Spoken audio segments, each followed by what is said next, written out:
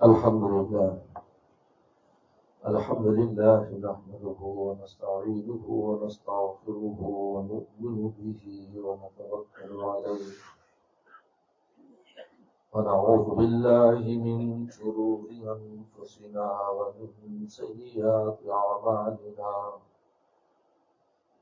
من يهده الله فلا مضل له ومن يضلل فلا هادي له ونشهد أن لا إله إلا الله وحده لا شريك له ونشهد أن سيدنا وسندنا وحبيبنا وشفيعنا ومولانا محمدا عبده ورسوله صلى الله تعالى عليه وعلى آله وأصحابه وبارك وسلم. أما بعد فأعوذ بالله من الشيطان الرجيم. بسم الله الرحمن الرحيم. لقد جاءكم رسول من أنفسكم عزيز عليه ما عنتم حريص عليكم بالمؤمنين رؤوف رحيم. وقال النبي صلى الله عليه وسلم لا يؤمن أحدكم حتى يكون هواه تبعا لما جئت به وكما قال عليه الصلاة والسلام. صدق الله صدق رسوله النبي الكريم. محمد صلی اللہ علیہ وسلم، محمد کے جلوے کہاں پر نہیں ہیں، دو عالم میں چاہے جدھر دیکھ لیجیے. محمد کے جلوے کہاں پر نہیں ہیں، دو عالم میں چاہے جدھر دیکھ لیجیے. نگاہ نبی کا اثر دیکھ لیجیے، جو پتھر تھے ان کو گوہر دیکھ لیجیے. آج یہ مبارک محفل ہمارے حاجی یاسین صاحب، مولانا ہاشم صاحب، بھائی سلیم صاحب نے اس مبارک مہینے میں سجائی. مجھ سے بیشتر ہمارے برادر گرامی مولانا مفتی انس یونس صاحب پیغمبر صلی اللہ علیہ وسلم کی شان میں نعتیہ کلام پیش کر کے ایمان کو گرما رہے تھے. یہ مبارک مہینہ پیغمبر صلی اللہ علیہ وسلم سے بڑی خاص مناسبت رکھتا ہے. اسی مہینے میں آپ دنیا میں تشریف لائے، اسی مہینے میں غار ہیرا میں گئے، اسی مہینے میں آپ نے ہجرت فرمائی اور اسی مہینے میں آپ دنیا سے تشریف لے. اس مہینے کو پیغمبر صلی اللہ علیہ وسلم کے ساتھ بڑی خاص مناسبت ہے.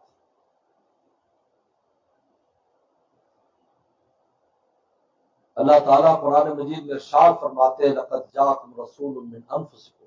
احسان بتاتے ہیں کہ ہم نے تمہیں میں سے ایک رسول بھیجا ہے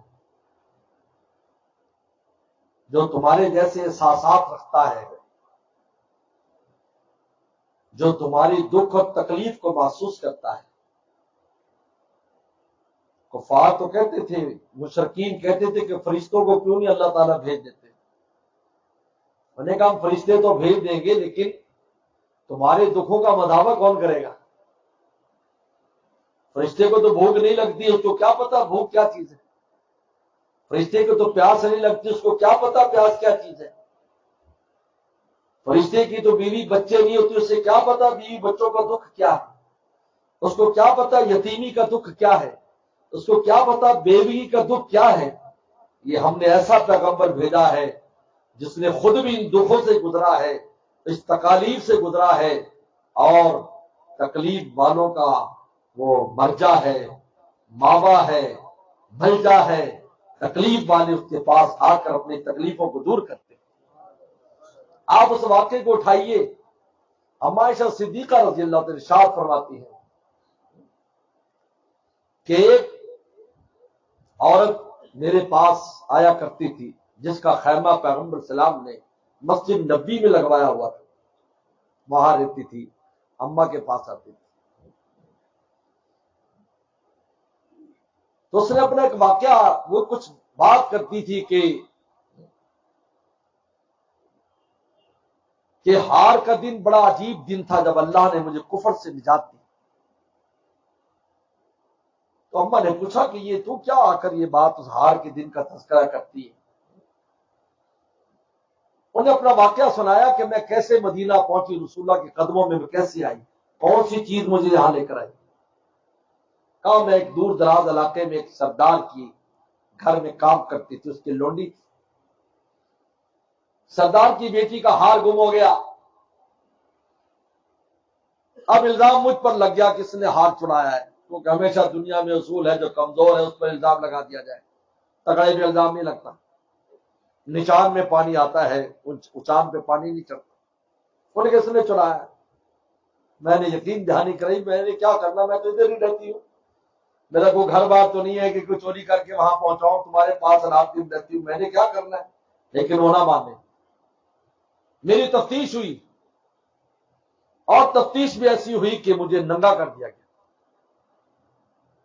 حدیث میں آتا ہے اس الفاظ اس خاتون کے کہ میرے اگلے پچھلے حصے کو بھی دیکھا گیا کہ وہ ہار اس میں تو نہیں چھپا لیا۔ اتنی دیر میں اللہ نے مجھ پر کرم کیا کہ ایک چیل گزری اور وہ ہار اس مجمع میں ڈال گئی۔ مجمع تو تھا۔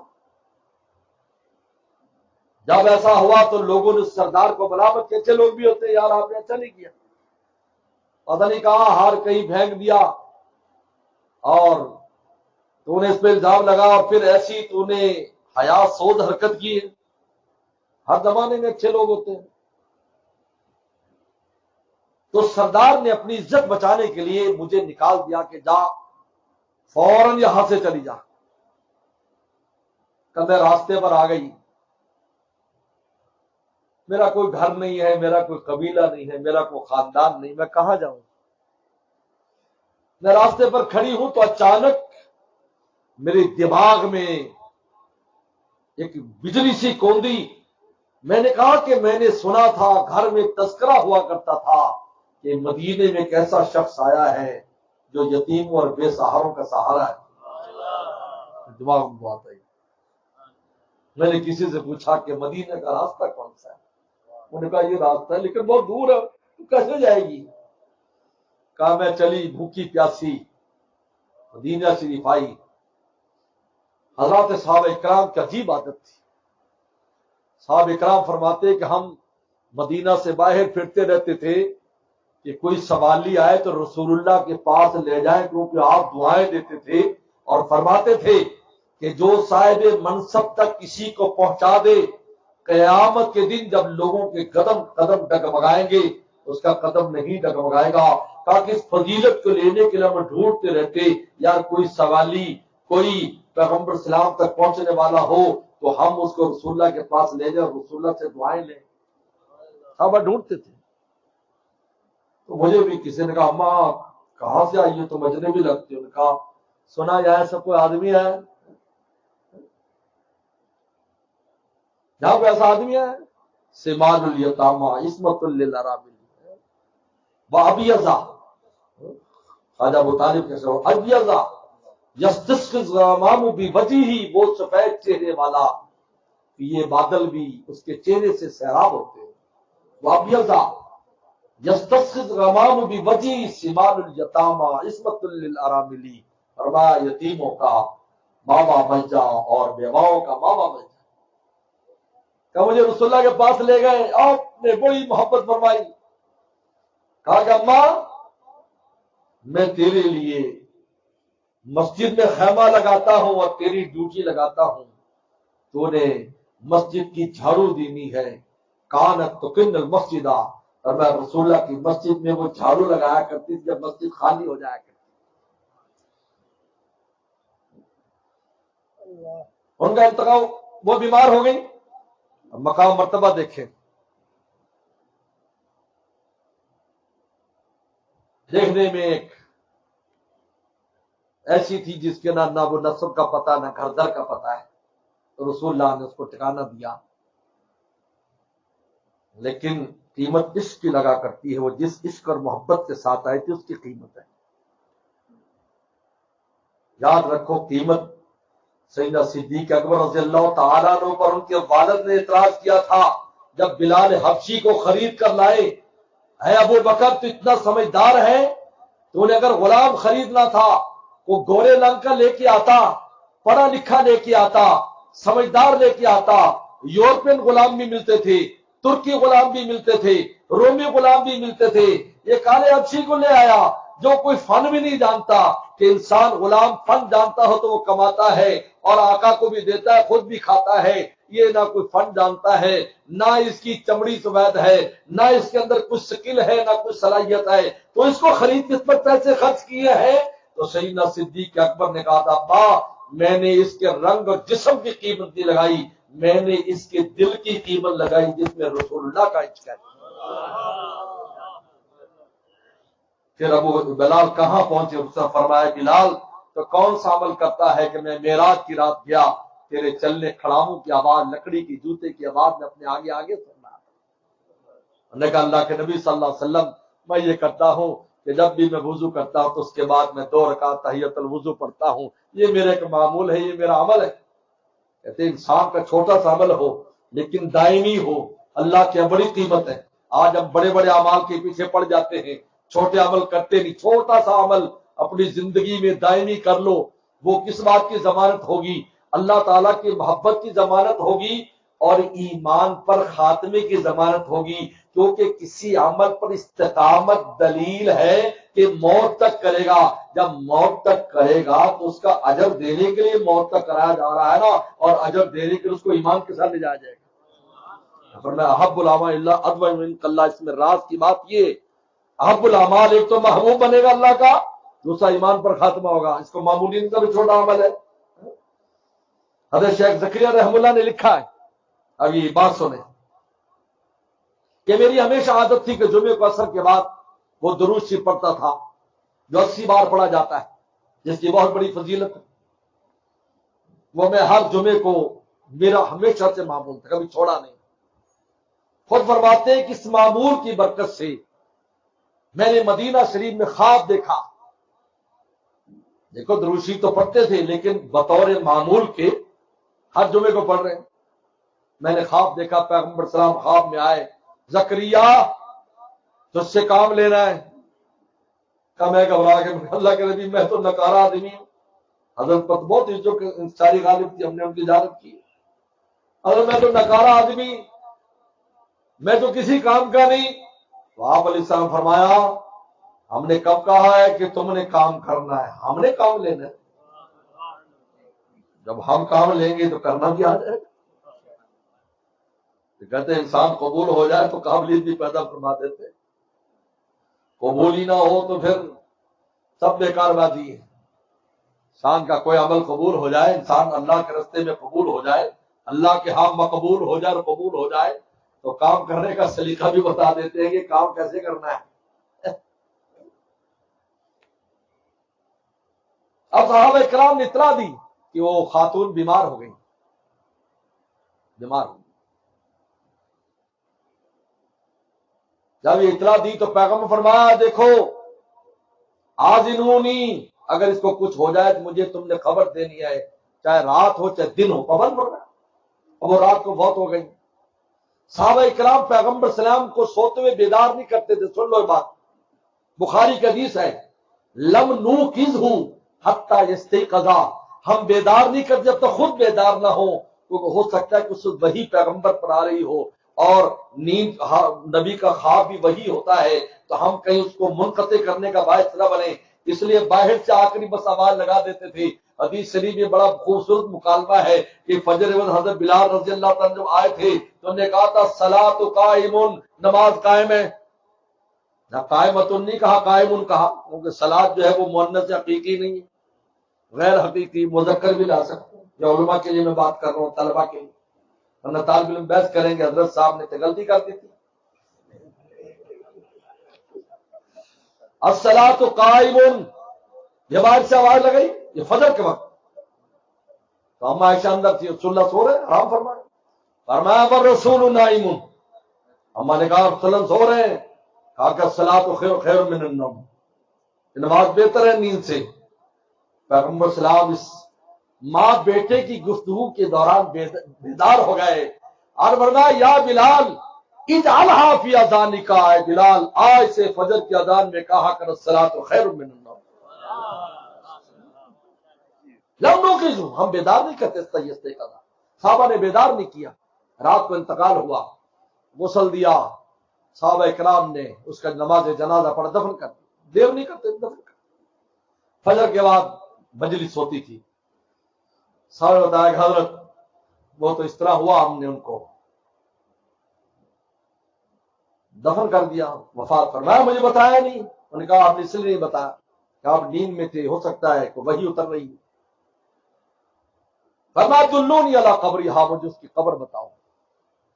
یہ وسلم کی خصوصیت ہے کہ اللہ کے نبی صلی اللہ علیہ وسلم بعد میں بھی قبر پر جا کر نماز پڑھی، آپ کی خصوصیت ہے۔ اس لیے پیغمبر صلی اللہ علیہ وسلم نے حجۃ الوداع کے بعد اپنی وفات سے چند دن پہلے آپ احد والے شہدائے احد پر گئے اور وہاں جا کر آپ نے نماز پڑھی، کیونکہ ان صلاتک سکن لہم، آپ کی نماز اور دعا ان امتیوں کے لیے سکون کا اور بخشش کا، راحت کا ذریعہ ہے۔ تو یہ پیغمبر کی خصوصیت فرمایا دلونی علی قبرہا، ورنہ جس کا نماز جنازہ ہو جائے تو اس کی قبر پر جنازہ دوبارہ نہیں پڑھا جاتا۔ اگر جنازہ نہ ہوا اور 3 دن ابھی نہ گزرے ہو اور میت پھولی پھٹی نہ ہو تب مفتیان بیٹھے ہیں تو پھر اجازت ہے، ورنہ اگر پڑھ لیا جائے تو نہیں۔ لیکن پیغمبر کی خصوصیت ہے کیونکہ نبی کی دعا، نبی کی سفارش ہی سے تو کام بنتا ہے بھائی، اور یہ کام بنے گا۔ یہ کہتے ہیں پیغمبر سلام کی سفارش سے کوئی مستغنی نہیں ہے، نہ نیک مستغنی ہے نہ بد مستغنی ہے، سب کو آپ کی سفارش کی ضرورت ہوگی، نیکوں کو بھی ضرورت ہوگی۔ کہیں گے اللہ کے نبی صلی اللہ علیہ وسلم اللہ نے جنت تو دے دی، آپ سفارش کر دیں اوپر والے مقام پہ چلے جائیں۔ جو جہنم میں جائیں گے ان کی سفارش ہوگی کہ جنت میں آ جائیں، جو جنت میں آئیں گے ان کی سفارش ہوگی اگلے مقام پر، کیونکہ جنت الفردوس تک جب تک نہیں پہنچے گا اس وقت تک مراتب ہے اوپر جانے کی۔ یہ آپ کی سفارش سے کوئی مستغنی نہیں ہے۔ آپ اٹھا کر دیکھیں حدیث کو، کفار کے لیے بھی سفارش کی کہ جن نے کہا کہ بہت ہمیں جو ہے یہاں میدان معاشر میں کھڑا ہونا مشکل ہو رہا ہے، تو اب کیا کریں، جلدی سے حساب ہو جائے، جہاں جانا جائے، میدان معاشر میں کھڑا ہونا مشکل ہے، تو آپ اس پر بھی سفارش فرما دیں گے۔ میدان معاشر جس کو شفاعت کبریٰ کہا جاتا ہے اس میں سبھی لوگ ہوں گے، ان میں ایمان والے بھی ہوں گے، بغیر ایمان والے بھی ہوں گے۔ پیغمبر بھی کہیں گے جاؤ بھائی سب جاؤ، پیغمبر سلام کے پاس جاؤ، اس لیے کہ ان کے علاوہ آج کسی کا بس نہیں ہے کہ اللہ کے غضب کا مقابلہ کر سکے۔ آپ آئیں گے کیونکہ آپ شان محبوبیت رکھتے ہیں، آپ آئیں گے سفارش فرمائیں، میں سفارش سے شروع ہو جائے گی۔ دلونی علی قبرہا، قبر پر لے جاؤ۔ آپ نے وہاں نماز پڑھی، فرمایا تم نے اس کی شان کو معمولی سمجھا ہے؟ نہیں، اس کی شان معمولی نہیں ہے۔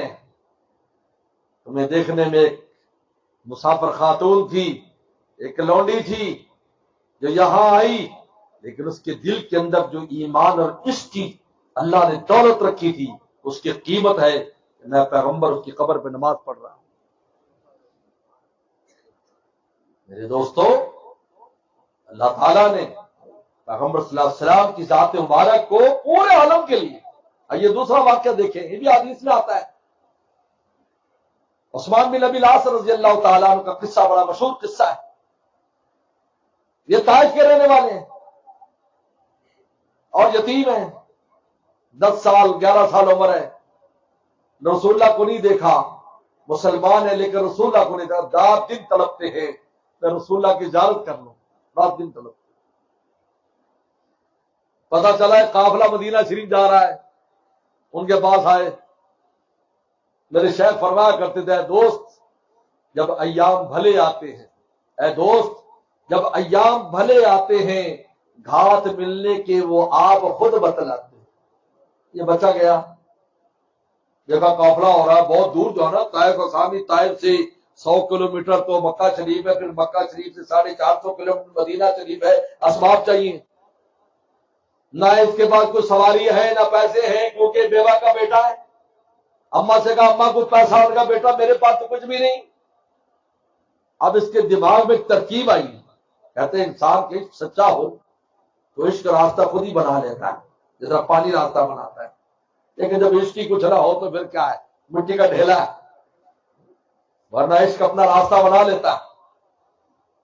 اس لیے کہتے ہیں اگر صادق ہیں آپ اقرار محبت میں، اگر صادق ہیں آپ اقرار محبت میں، طلب خود کر لیے جائیں گے دربار محبت میں، طلب خود کر لیے جائیں گے دربار محبت۔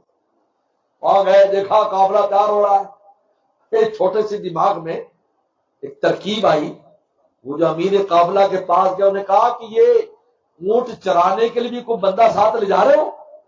یہ جو تو اتنے اونٹوں پر قافلہ جا رہا ہے 10 15 20، ان کے لیے کوئی چرانے والا ہے؟ انہوں نے کہا یار اس پر تو سوچا نہیں ہے، سارے بڑے لوگ ہیں، سردار لوگ، طائف والوں کا تو مزاج بہت اونچا ہی تھا، کتنے مشکل سے قابو آئے یہ، مکہ والے تو جلدی قابو آئے گئے، طائف والے بہت دیر سے قابو آئے، لیکن قابو آنا پڑا ان کو بھی۔ پھر سفارش کے لیے لائے بھی تو رسول اللہ کی بہن کو لے آئے، شیما کو لے آئے، ان کو لے کر آئے، پیغمبر صلی اللہ علیہ وسلم نے اپنی چادر بچھائی اور ان کو بٹھایا اور کہا کہ ہاں بہن وہ کیا سفارش لائی ہے؟ کہا ان کو معاف کر دوں۔ کہا معاف تو کر دوں گا، آدمی چھوڑ دیتا ہوں، لیکن آپ ان کو آنے میں دیر ہو گئی، لیکن ان کا مال سارا تقسیم ہوگا مال غنیمت میں۔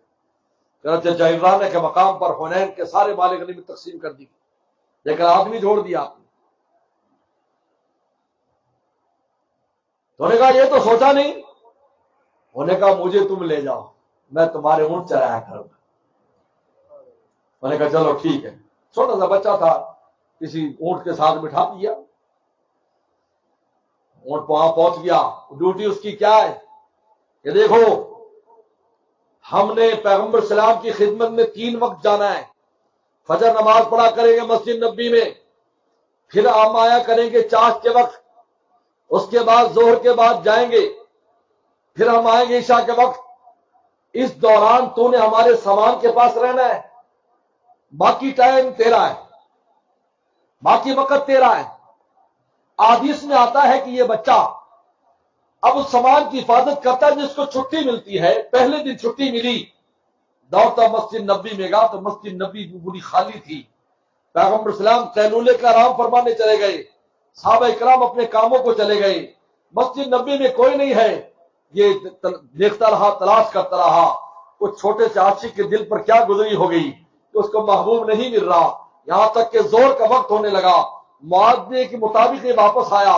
عشاء کے بعد صحابہ کرام آتے تھے آخری نماز پڑھ کر، اس وقت جانے کا نہیں ہوتا تھا، کیونکہ حدیث میں آتا ہے کہ عشاء کے بعد پیغمبر صلی اللہ علیہ وسلم آپ محفل نہیں فرماتے تھے۔ حضرت عمر رضی اللہ تعالیٰ فرماتے کہ عشاء کے بعد پیغمبر سلام ابو بکر صدیق سے مشورہ فرماتے تھے اور میں بھی ساتھ ہوا کرتا تھا۔ حالانکہ مشورے میں آپ بھی ہوتے تھے، لیکن کتنا ادب دیکھیے کہ یہ دونوں بڑے حضرات مشورہ کرتے تھے، کن تو معاہم، میں بھی ان کے ساتھ بیٹھ جایا کرتا تھا۔ اس کے بعد آپ کسی اور سے بات، عشاء کے بعد مشورے نہیں ہوتے تھے، اس کے بعد سو جایا کرتے تھے، تہجد میں فجر میں اٹھا کرتے تھے۔ اب یہ بیچارہ ایک دن گیا، پہلے دن گیا نہیں ملے، دوسرے دن گیا پھر یہ صورتحال۔ اب دل پر کیا حال ہے آپ آج سوچیں، ہمارے جیسے 14 15 صدی کے شاخ اگر آپ کو مسجد نبی اور مدینہ شریف کے پاس جا کر روک دیا جائے بھی آپ نے مدینہ میں داخل نہیں ہونا، آپ نے باہر ہی رہنا ہے، ہمارے دلوں کا کیا حال ہوگا، اس زمانے کے عاشقوں کا کیا حال ہوگا۔ آج تو آثار ہیں، انہوں نے تو رسول اللہ کو دیکھا اور دین موجود تھی۔ میرے شیخ فرمایا کرتے تھے یہ ہے تیرے قدموں کے نشانات کا عالم، یہ ہے تیرے قدموں کے نشانات کا عالم، کیا ہوگا تیری دید کی لذات کا عالم۔ اس عاشق کے دل پر کیا، دوسرے دن گئے اب رونا شروع کر دیا، اللہ میں کہاں جاؤں، وہاں رابطہ کیا، اوپر کہتا وہاں رابطہ کرو،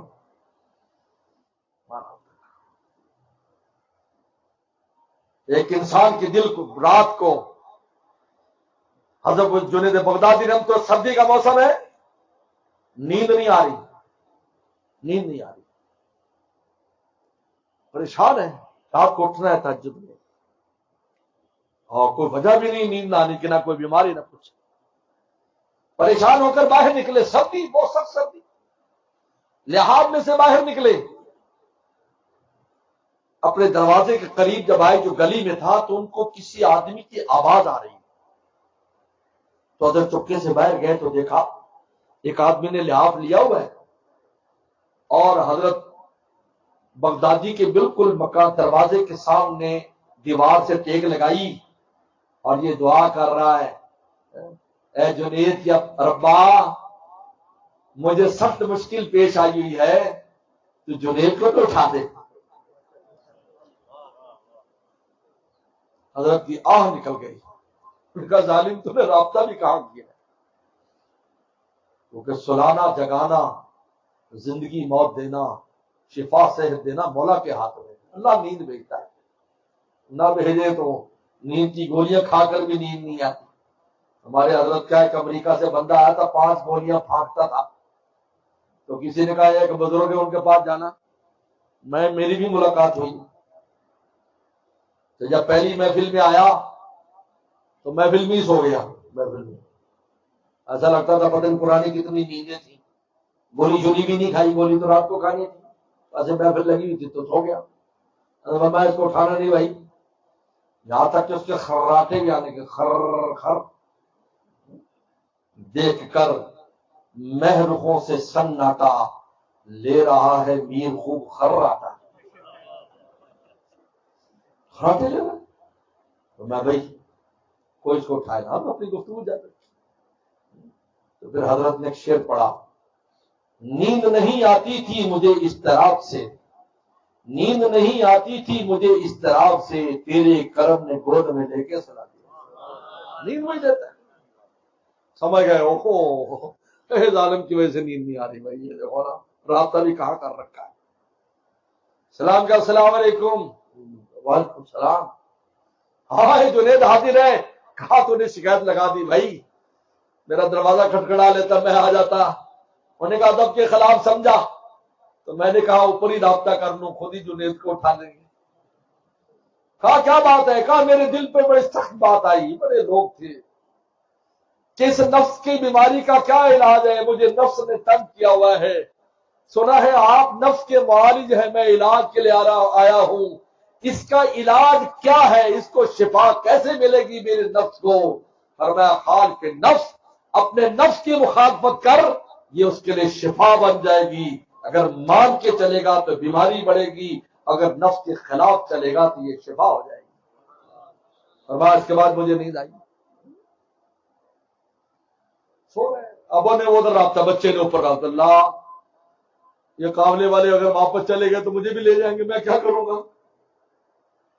تیسرے دن غیر سے اب انتظام ہو رہا ہے، تیسرے دن پھر بچہ دوڑا اور فوراً دوڑتا تھا اور بھاگتا تھا، ایسے سیدھا مسجد میں بھی موقع اور چانس مل جائے، سلم کے معمولات تھے۔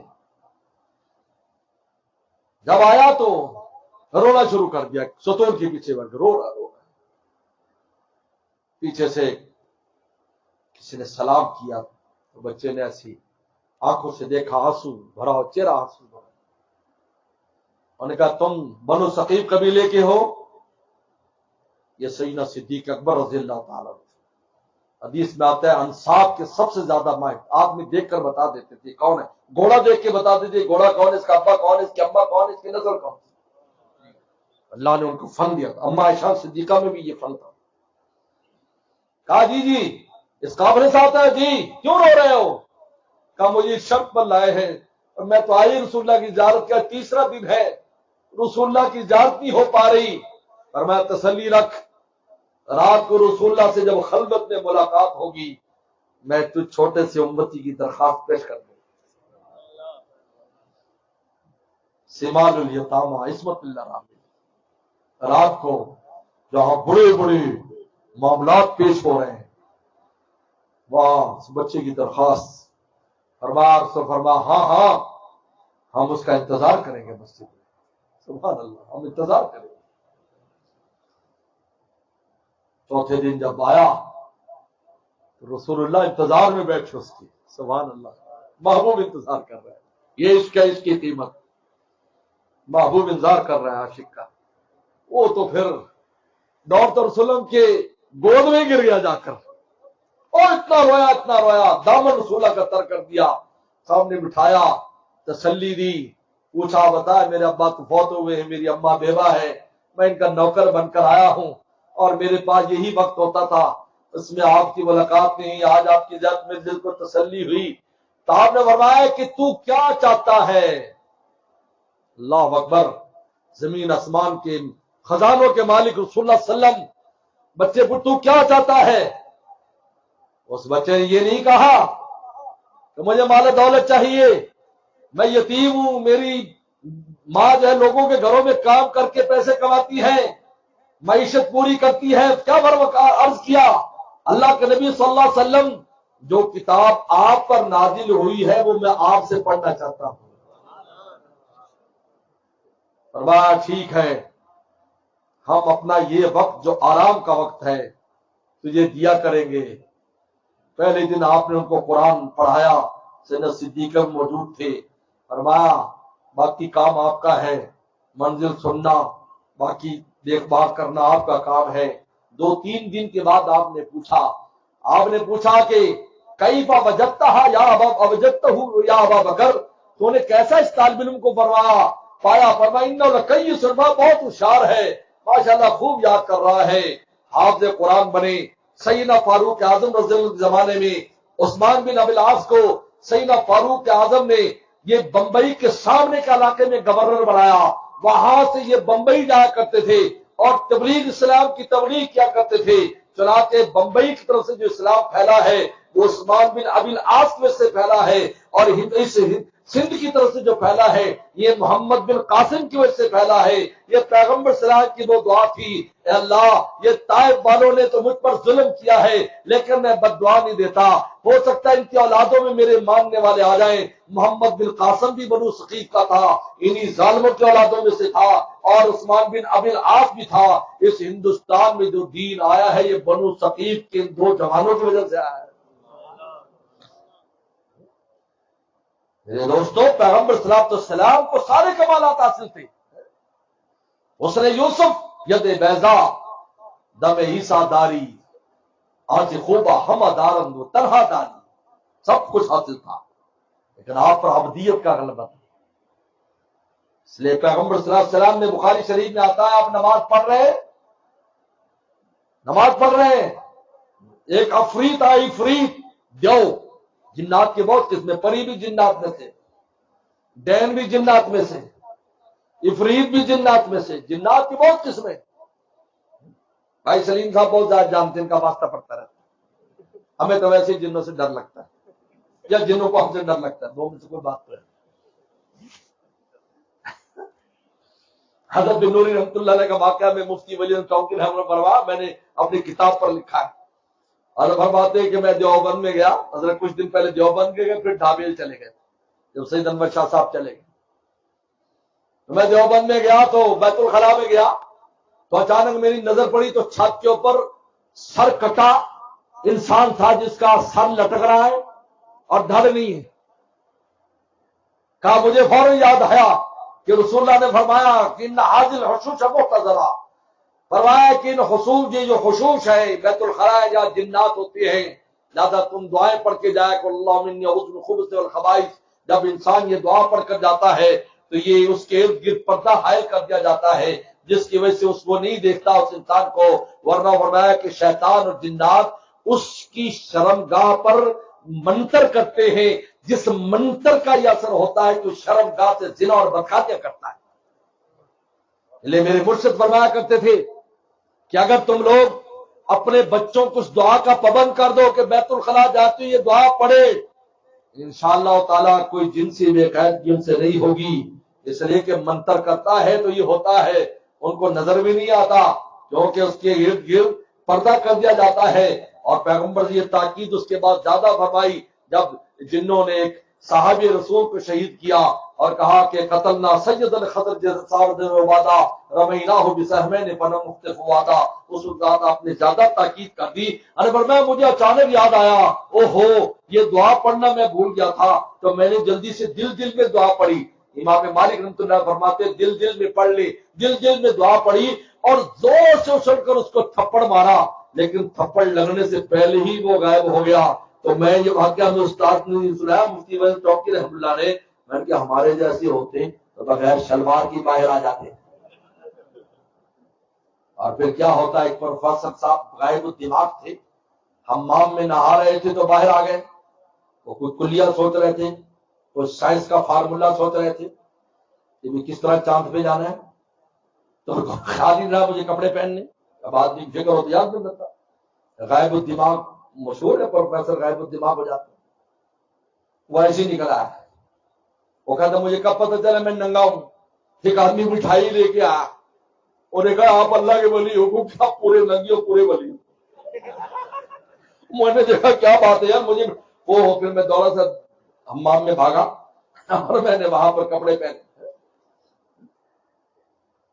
آپ نے اس عفریت کو، عفریت بڑا دیو، عفریت بڑا دیو،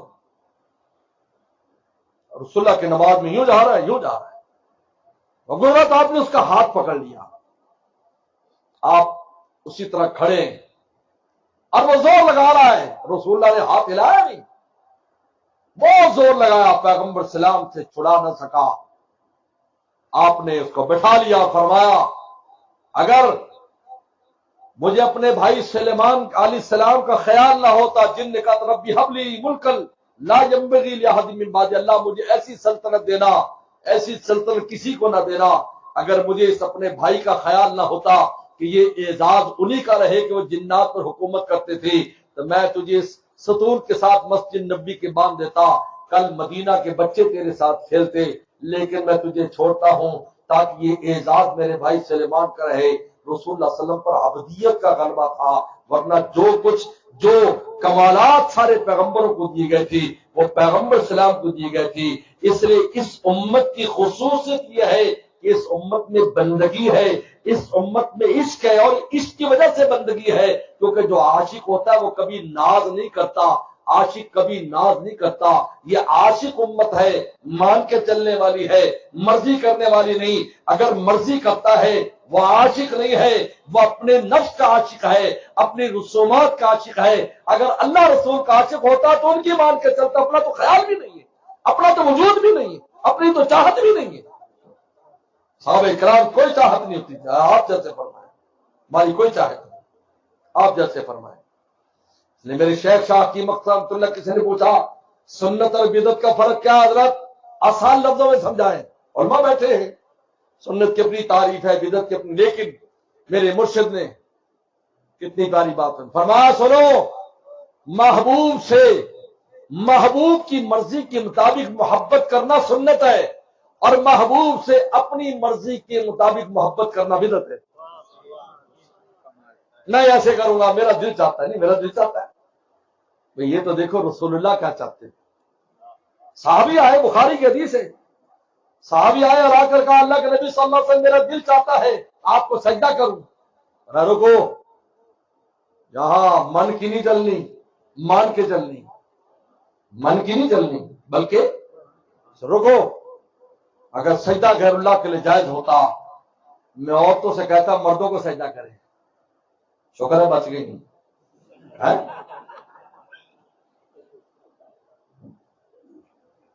رسول کی یہ سنت بھی ہمیں پتہ نہیں۔ میرے شیخ فرماتے تھے جو صوفی ہوتے ہیں تو ہر وقت تسبیح پھیرتے رہتے ہیں، بیگم کو پوچھتے نہیں، اور جو دنیا دار ہے مشوں کو تاؤ دیتے رہتے، بیگم کو پوچھتے نہیں، تو بیچاری کو پوچھا کہ کہا رسول اللہ کو دیکھے۔ اما عائشہ فرماتی لوگوں تمہارا سورج فجر کے بعد طلوع ہوتا ہے، میرا سورج عشاء کے بعد طلوع ہوتا ہے، جب میرا محبوب میرے گھر میں آتا ہے۔ اور یہاں گھر میں بندہ آ جائے تو سب کی سانس سوکھ جاتے ہیں کہ پتہ نہیں صبح کب دفتر جائے گا تو جان چھوٹے گی۔ اللہ معاف، پھر یہ عشق ہے، سلم کی سیرت پر چل، فاتبعونی یحببکم اللہ، رسول اللہ کے راستے پر چل۔ گھر میں کیسے رہتے تھے پوچھو جاؤ، 9 ازواج مطہرات ایک وقت میں ہوتی تھی، پیغمبر سب عاشقات تھی، خادمات تھی، جان دینے والی تھی رسول اللہ پر، جان دینے والی نہیں، کیسے نہیں؟ آپ غزوے میں جا رہے ہیں، خواتین ساتھ جاتی ہیں رسول خدمت کے لیے، قرآن نازل ہوتی، کون جائے گا؟ دیکھیے بخاری اٹھائیے، بخاری اٹھائیے، مسلم اٹھائیے، سے آئے ستہ ورنہ خواتین آپ کہیں لڑنے جائیں آپ کے ساتھ، آپ کی خاتون جائے گی؟ کہتا جائے میں پیچھے سے دعا کروں گی، بس یہ تو ٹھیک ہے، نہ بچا تو پھر وراثت کے لیے بتا جا کہاں مار رکھا ہے۔ ساتھ جاتی ہے زواج مطہرہ ساتھ، اللہ اکبر، جان بھی اپنی فدا کر رکھی تھی، لیکن اب گھر میں آتے ہیں اپنا کام خود کر رہے ہیں، اپنا کام اپنے کپڑوں کو درست کر رہے ہیں، بکری کا دودھ نکال رہے ہیں، ان کا ہاتھ بٹا رہے ہیں، گھر والوں کا ہاتھ بٹا رہے ہیں، ہاتھ بٹا رہے ہیں۔ آج تو ہم پانی نہیں پیتے، میں نے کہا پانی لاؤ، حکیم الامت تھانوی جیسا انسان، سبحان اللہ، گھر میں کوئی نہیں ہوتا تھا حضرت کے سامنے، ان کے گھر والے برتن لا کر رکھتے کھانے پینے کے، گھر میں کوئی نہیں ہے سوائے بیوی کے، فرماتے میں نے پوری زندگی کبھی اپنی بیوی کو کوئی حکم نہیں دیا، بلکہ یوں کہتے تھے کہ برتن اٹھوا لیجئے، نہیں کہتے تم اٹھا لو، اٹھوا لیجئے، حالانکہ کہتے گھر میں کوئی نہیں ہوتا تو وہی ہے، یہ کہتا مجھے حیا آتی، میں کیسے اس کو حکم دوں، میں کیسے حکم دوں، میں کیسے اس کو حکم دوں؟ اللہ فرمایا عاشروہن بالمعروف، ان کے ساتھ حسن سے سلوک، میں کیسے حکم دوں؟ فرمایا اٹھوا لیجیے، نہیں کہ اٹھا لیجیے، اٹھوا لیجیے، حکم نہیں دیتے۔ لوگ کہتے ہیں دو پہیے ہیں گاڑی کے، تو میں پنجاب میں ایسے مثال دیتا ہوں، میں ایک پہیا جو ہے وہ ٹریکٹر کا ہے اور ایک پہیا موٹر سائیکل کا ہے، پھر کہتے ہیں حضرت گاڑی سموتھ نہیں چلتی، کیوں چلتی تو کیسے چلے گی بھائی؟ تو نے خود کو تو ٹریکٹر کا پہیا بنایا اور بیگم صاحبہ کو تو نے گاڑی کا پہیا بنایا، تو کیسے چلے گی سموتھ؟ آپ نے فرمایا اگر سجدے کیا صحابی ہو گئے، اس وقت اپنے جذبات پر عمل نہیں کیا، تو رسول اللہ کس میں خوش ہے، ہم اس پر خوش ہیں، آپ کی خوشی میں ہماری خوشی ہے، آپ اگر اس پر راضی ہیں ہم بھی راضی ہیں، بس بات ختم۔ یہ عشق ہے، اللہ رسول کا عشق دستور کا پابند ہے، آپ میں ابدیت کا غلبہ تھا، اس لیے صحابی آتی ہے، رسول اللہ علیہ وسلم کھانا کھا رہے جیسے غلام بیٹھ کر اس زمانے میں کھاتے تھے، ان پر خوف کی وجہ سے راشا تاری ہو گیا، کہا کہ کیوں کانپ رہی ہو؟ کہا کہ آپ ایسے کھا رہے ہیں جس طرح غلام کھاتا ہے اپنے آقا کے سامنے خوف اور ڈر سے، اور میں بھی اللہ کا غلام اور اللہ کا رسول ہوں، میں ایسے ہی کھاؤں، آکلوں کما یاکل عبد، یہ امتیاز ہے۔ اس وجہ سے اب آخری بات کر کے ختم کر رہا ہوں، ہمارے والد صاحب رحمۃ اللہ علیہ فرماتے تھے کہ اللہ تعالیٰ نے سبحان الذی اسریٰ بعبدہ، یعنی ایسی بلندیوں پر لے گئے، اس کائنات کی کوئی ایسی چیز نہیں تھی جو رسول اللہ کی نگاہ سے نہیں گزری، پورا عالم سفلی علوی سب رسول اللہ کو دکھایا گیا، سارے آپ کی نگاہوں میں تھے، اور ساروں سے آپ کے قدم مبارک سب پر لگے، آسمانوں کو عرش تک پہنچ گئے آپ، لیکن قرآن کیا کہہ رہا ہے؟